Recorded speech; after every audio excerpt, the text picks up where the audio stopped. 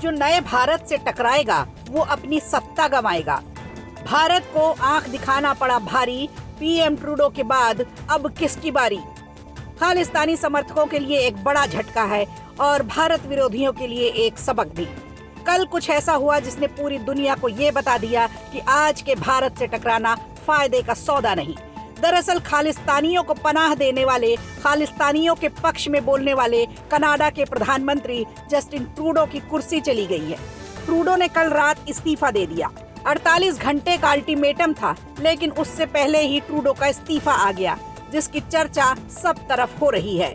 लेकिन ट्रूडो का इस्तीफा उस समय आया जब अमेरिका में डोनाल्ड ट्रंप अपनी दूसरी पारी में गद्दी संभालने जा रहे हैं, जिन्हें भारत और पीएम नरेंद्र मोदी का अच्छा दोस्त और सहयोगी माना जाता है।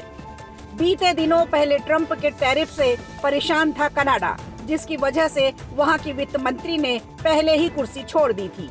वीडियो में आगे बढ़ते हैं और जानते हैं कि जिस तरह भारत ने कनाडा में खालिस्तानी आतंकियों को मार गिराया था, तो क्या ट्रूडो की सत्ता गिराने में भारत का ही हाथ है।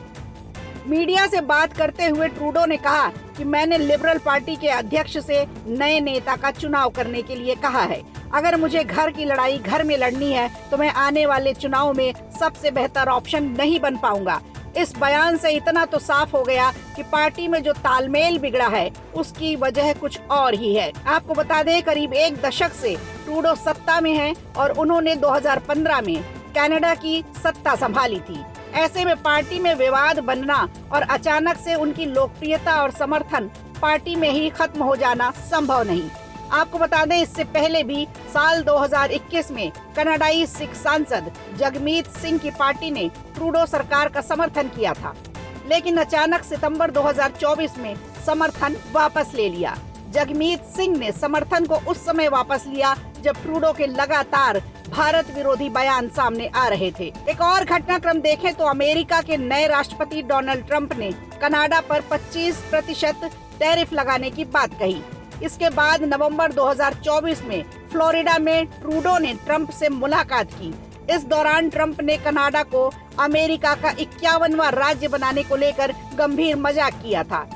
ट्रंप ने ट्रूडो को कनाडा का गवर्नर बताकर खूब जगहसाई कराई थी। ट्रूडो पर आरोप लगा कि उन्होंने खालिस्तानी वोट बैंक के पॉलिटिकल सपोर्ट के लिए भारत को नाराज किया है और भारत के खिलाफ लगे आरोपों का फायदा उठाया। ट्रूडो ने ऐसा इंटरनल पॉलिटिकल क्राइसिस और करप्शन के आरोपों से लोगों का ध्यान भटकाने के लिए किया। इसके अलावा बेवजह बयानबाजी से ट्रूडो के भारत से रिश्ते और ज्यादा खराब हुए।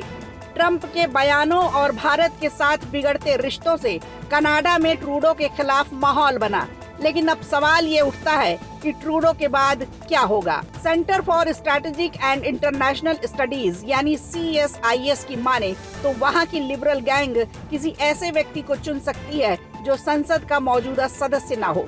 अगर ऐसा होता है तो नए पीएम को संसद का सदस्य बनाने के लिए एक सेफ सीट से सांसद का इस्तीफा कराकर उसे वहां से चुनाव लड़वाया जाएगा।